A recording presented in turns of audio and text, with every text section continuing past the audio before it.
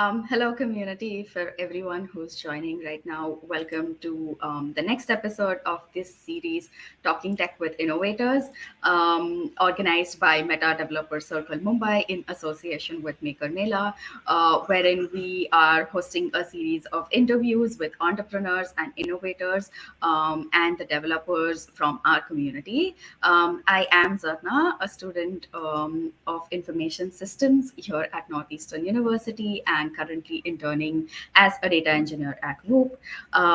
We have had a long break from this ongoing series, but now we are back and we are resuming our series with our awesome community members and the entrepreneurs who are joining us to inspire you with their journey and experience by sharing about the technologies behind their platform. For the eighth episode today, we have a very special guest that is Sukhdeep Bogle. He's the Chief Product and Technology Officer at Harappa Education.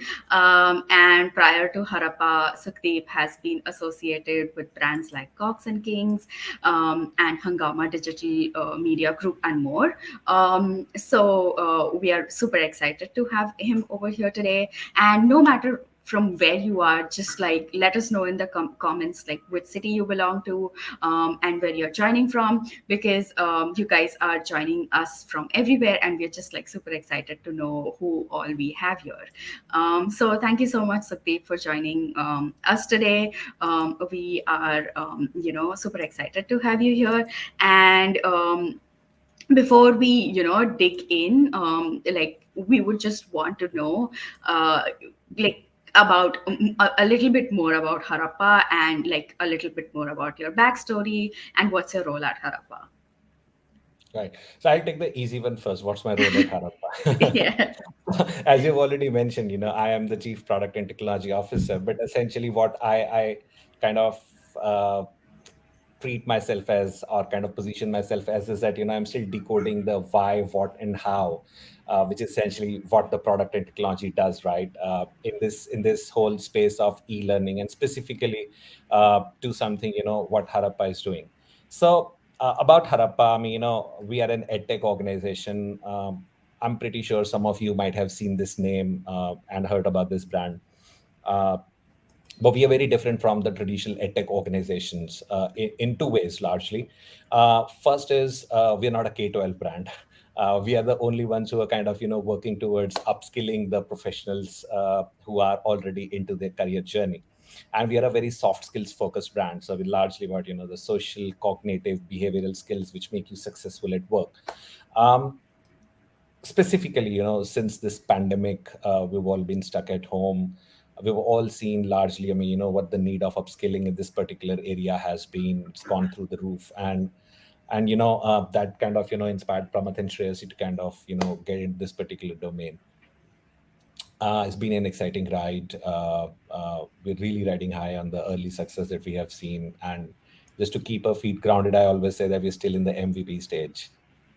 So kind of trying to do as much as we can. Um, Before Harappa, okay, I have largely been an entrepreneur, a very serial entrepreneur. So post my stint at Hangama, where we kind of reinvented the whole mobile entertainment world back in 2005, 6, 7 in India. I've done 3 startups, have had successful exits, had an opportunity to actually take one of my startups onto a Nasdaq IPO in Stockholm, which I think probably would have been, the biggest feather in my hat. Um, but yeah, essentially, media, entertainment, and travel tech was, something that I had already done. EdTech is something really new to me, but I'm super excited, to get onto this particular challenge. Awesome to see, to like you've achieved so much in life and like now you're here. So like what inspires you to be at Harappa? Two things, I think. One, Mm-hmm. the first one is, of course, the passion for technology. As I said, I've been lucky enough to solve challenges in media, entertainment, and travel tech space. At tech, which is kind of the buzzword for last about couple of years. I had never had my hand or chance, to play my hand at it. So I think this was my chance to kind of, be at Harappa and be at the forefront of bringing some cutting edge technology into the soft skills world. um, the second, of course, is an intrinsic passion for learning. I think, as developers, our community also feel that, this constant need of upgrading, upskilling yourself, so the learning never stops. And that's why, we've coined this term at Harappa called lifelong learning. It is about that, right? We never cease to learn. And I think this is what amazes me most about the humankind, that, we will continue to innovate, we will continue to learn. And I think these are the two things that have led me to Harappa. That's so inspiring to see. And like, I think, yeah, like having passion and like just accepting the fact that, yeah, we are lifelong learners. Learning never stops, especially for developer community. There's like, it's so, it's so volatile, it's so sublime, it's just changing, developing, growing every single day. So yep, it like, just to see that come from someone like you, it just like, it solidifies that fact that yes, it is going to be a lifelong learning. And it's so cool to see that you have decided to like focus on the soft skill part of learning and like growing. Because in my personal experience also, I feel that most of the work that we do at offices, it revolves so much, and it's based off so much of your soft skills. Like, how do you manage your tasks, how do you manage people, how do you communicate with people. And it's great to see that someone is actually really focusing on that and do like doing that. And as us Indians, like, sure, we do have the opportunity to like make ourselves like technically sound, but then very less people focus on this aspect of learning and growing, which is equally, maybe even sometimes depending on your role, more crucial than just like the technical skills that you have. So great to see that you're doing that, and we're very glad to have you here so that we can learn more about it. Thanks, Jenny. So yeah, so moving on, we would like to know, how is Harappa leveraging tech and innovation to make e-learning more personalized, engaging, and measurable? So, okay, I can actually, take these questions into two different spins, but I think let's focus on the tech spin only out here. Yep. But I think, there's a big spin, that the psychoanalysts also play, and I'll try to cover that as well. But let's break this down into three parts, right? So for the first part, as you said, personalization. Um, Personalization is led through, again, we put in a lot of effort to create our own diagnostic tests.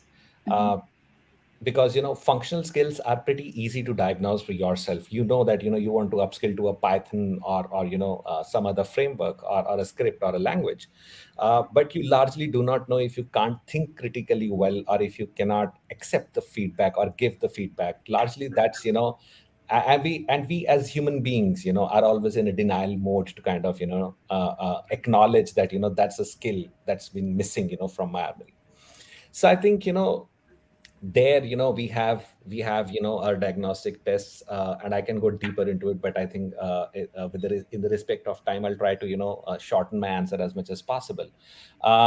So we do map personas basis, what your work profile is, how many years you've been at work, what's the kind of are you being a first time manager or a high performing leader, or wherever you are, where you sit in the corporate ladder, and we kind of then map those to the unique Thrive skill framework that we use.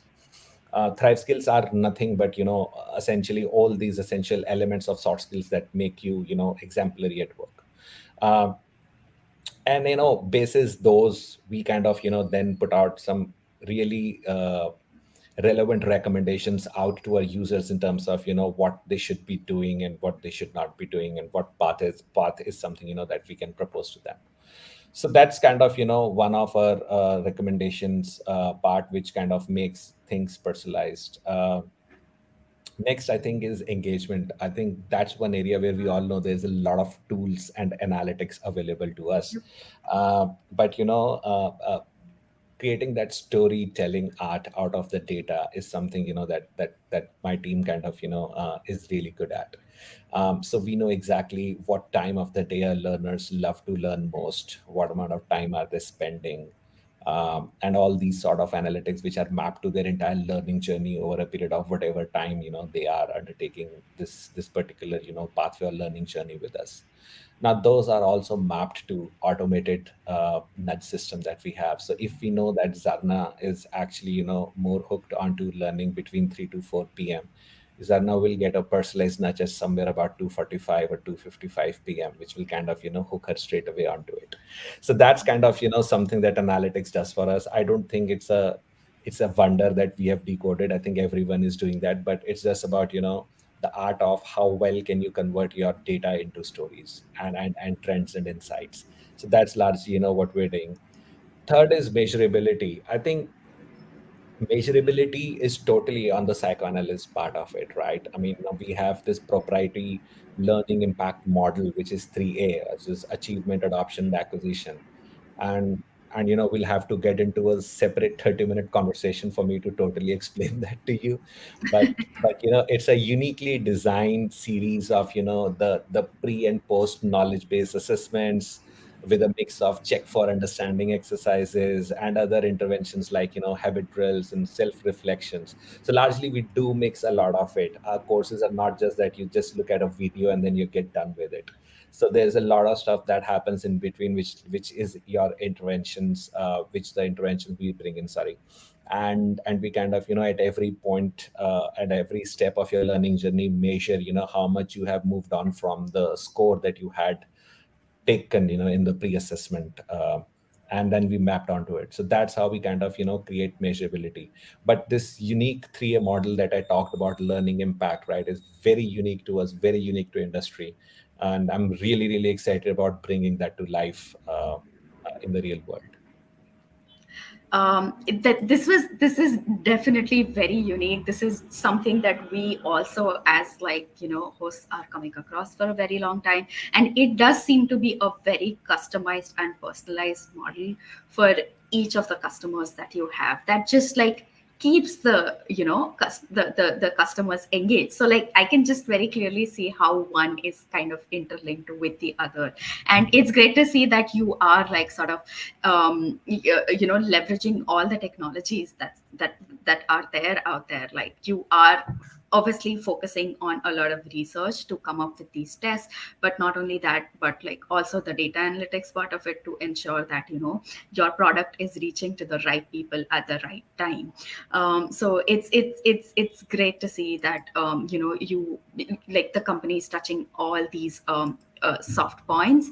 And like I believe that you would have had to incorporate various components into your tech stack to achieve something this to fit into your model. So could you please like share a little bit about it, like what did you consider while building the tech stack? Yeah, actually, more than understanding the tech stack, I firmly believe that one has to understand the levers for building a tech stack. Hmm. Yes. And in my opinion, the levers are largely what is the complexity of the project that you're undertaking, Hmm. what are the kind of costs that you're willing to put into the particular stuff, because at times the developers of a certain technology might be pretty costly as compared to the other. What's the time to market that you're looking at, Yep. essentially, how soon can you build it?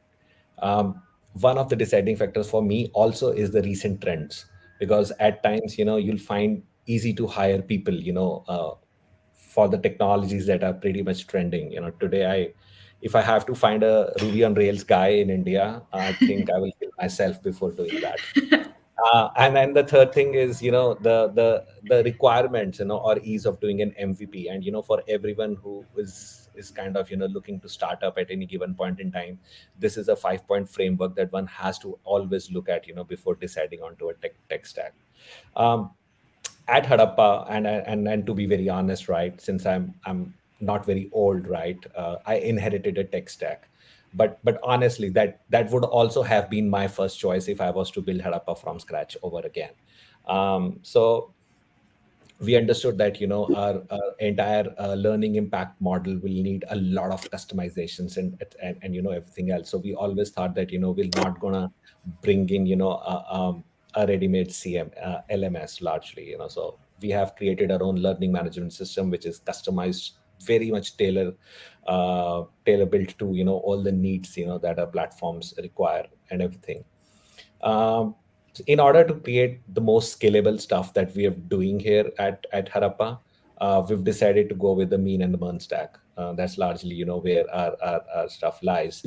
But as any startup, I mean, you always have to decide between build and buy. There are some crucial components of, our stacks that are actually buy or license, then build. So we have intentionally thought of not creating our own live video platform, and we do a lot of custom layers on Zoom to kind of, bring in the experience that we want to bring in. Also on the video player part, we go with JW, which is a very renowned global accepted technology. So these are, some of the tech components that we kind of, build a platform on. Mhm. Awesome to get to know about this, and I mean, like this brings us to another important question, which is like, what is the ideal tech and development team structure required for e-learning platforms in general?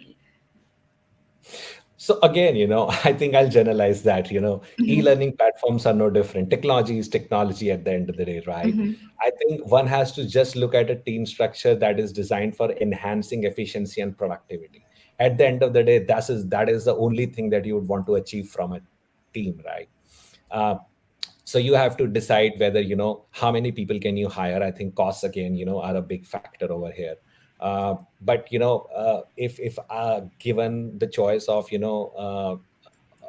or a liberty to kind of create your own very independent structure without any constraints, I think I do take inspiration from the sales models, successful sales models of farmers and hunters. So I largely would like to create, two separate teams, one which is focused on totally new product development and feature enhancement, and the other to kind of solve the bug fixes for me, because those are two very separate things for me in terms of the delivery of a product roadmap. And while my feature developers and the new product development team is kind of the hunters to kind of give me the kill with a big shot, my farmers are the guys, the bug fixes guys who keep the engine running and keep the platforms running for a longer term in a very stable manner. But I think I'll always go back to that particular model if I have to build a particular team. That is a very innovative approach to this, because like a lot of the companies, especially corporates, they rely on sort of this model where, okay, we are going to do development and bug fixing side to side, and it is the responsibility of the developer to sort of chart out like time Yeah, but for bug that fixes. model actually, kills out a lot of productivity and efficiency, because you just can't switch off and switch on like that, right? Between two things. So you have Yeah. to dedicate people, and to figure out the best efficiency model for that. Yep, yeah. Context switching can become very difficult, especially like if you are in the flow of developing something and then suddenly they ask you to fix a bug, which was something that you worked on, like let's say 2 or 3 months ago. 2 or 3 months can be still very recent. Sometimes it's even like a 6 months old bug or a year old bug if it's legacy systems. So yeah, this is something definitely to be noted, and I hope that our audience is noting down all these key learnings and insights and points. This definitely is a very unique session that we've had, and the insights that we have received from you are really very unique. Unique is the word. So we thank you for sharing all these insights, and we wish you continued success on your great work.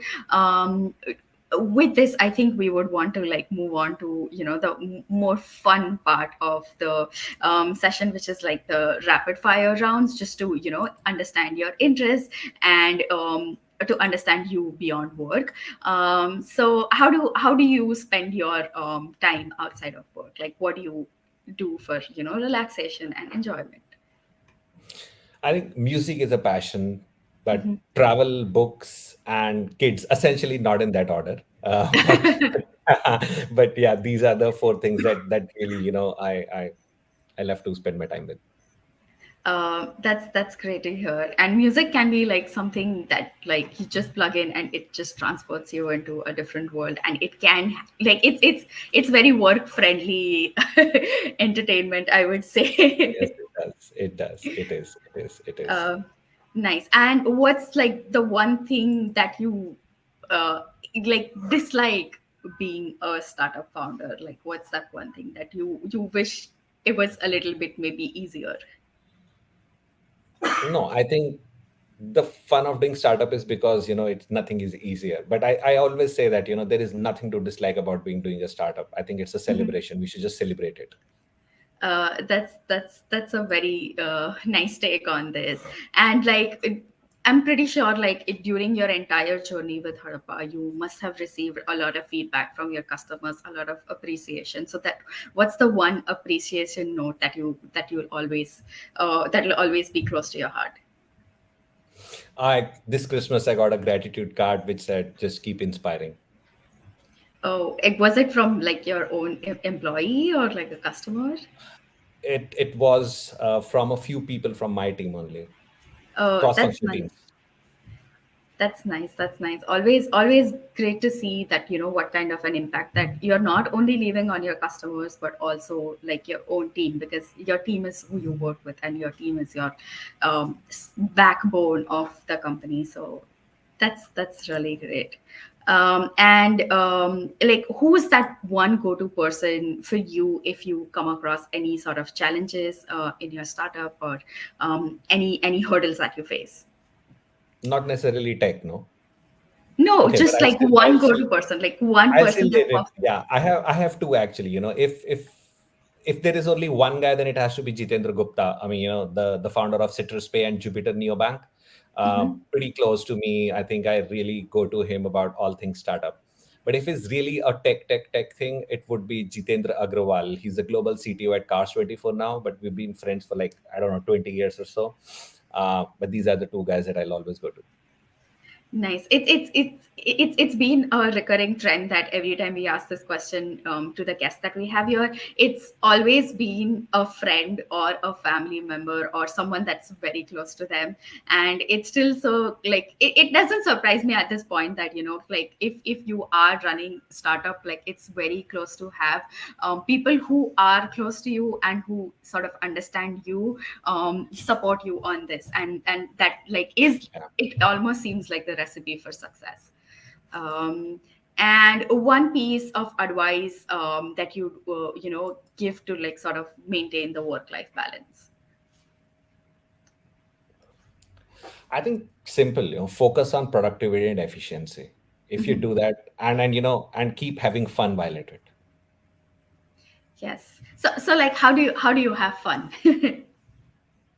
I mean, solving a problem is amazing fun, right? I mean, sorting those 4 lines of code is amazing fun, right? Mhm. Solving complex mathematical problems are so much fun. So this is fun to me, and this is what drives me to work every day. So if you love what you work, right, at, then you never go to work. Yep, that's very wise. That's very true. And I think like most of the people that we have here, especially on this community, including me, it was just like from the passion of like wanting to learn something, wanting to do something, which was different, which was challenging. But I think that's the fun of it, like to do something new and to do something challenging. That was quite a quick round of questions, and I hope everyone enjoyed this session. And before we take in any questions from our audience, I would, like to share about the Meta Developer Community, which was previously Facebook, but now it's Meta Developer Community, Meta Developer Circle, the Mumbai community. I will just share my screen.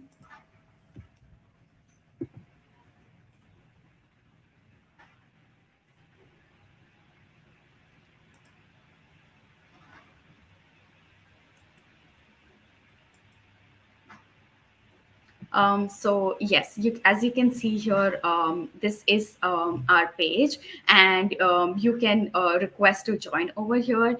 And there are a lot of discussions happening. We are ensuring that we keep the page relevant, and we try to take feedback from our community to see what they want to hear next, what they Zarna, want to I do next. think your screen is not visible still. Yeah. Okay, hold on. Uh, let me. Yes, is it visible now? I'm so sorry. Yes, it is. It is now. Yeah. Yes. So, yep. Essentially, yes. This is the page, and you can see over here that you can join over here. You can request to join us, and it is a very community centric page. We want to know and understand what our community members want, and we sort of customize events and sessions accordingly. Apart from this, you will also find a lot of mentorship and guides. Within guides, you can see that for every specific technology, we do have a very detailed guide, which can essentially help you at least start and begin with a particular technology. So it has helped, definitely helped me being a part of this community. And I just want to, help out more people, and just try to get in as much engagement as possible. And yeah, this is about meta developer circle. And moving on, I would if you guys are interested, and if you guys find this place interesting, then yep, you're more than happy to join. And apart from that, we would also want to talk about Maker Mela. Yep, as you can see, Maker Mela is an initiative of Somaya Trust and Somaya Vidya Vihar, and is organized by Riddle, and is regarded as Asia's largest platform for makers.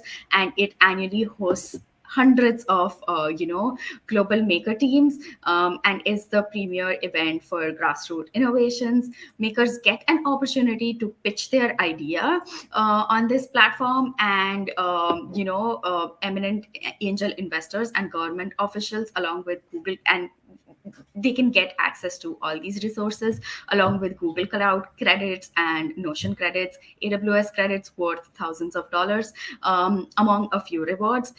In 2020, Maker Mela initiated a virtual platform for makers to exhibit their innovations.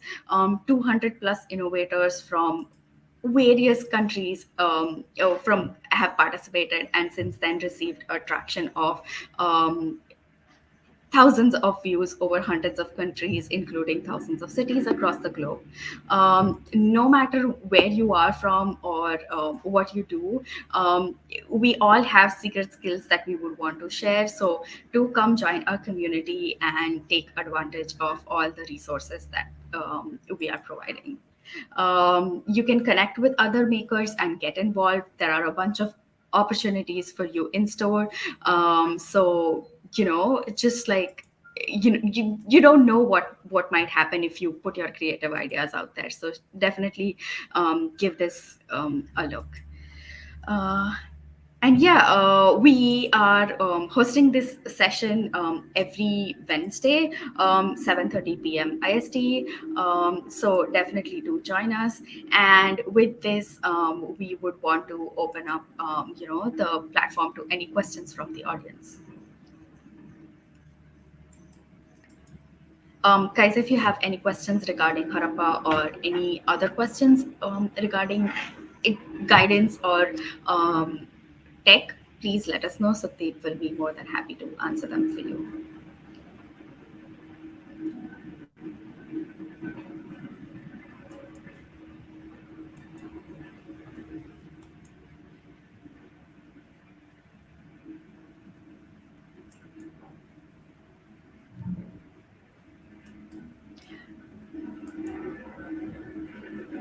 We'll wait another for another minute or two, and if there are no questions right away, if you guys want to connect with Sukhdeep, you can definitely reach out to you on LinkedIn, or what would you prefer, Sukhdeep? I think LinkedIn is perfect. LinkedIn is perfect. Okay, awesome. Tailor made for this. Yes. Yeah, indeed.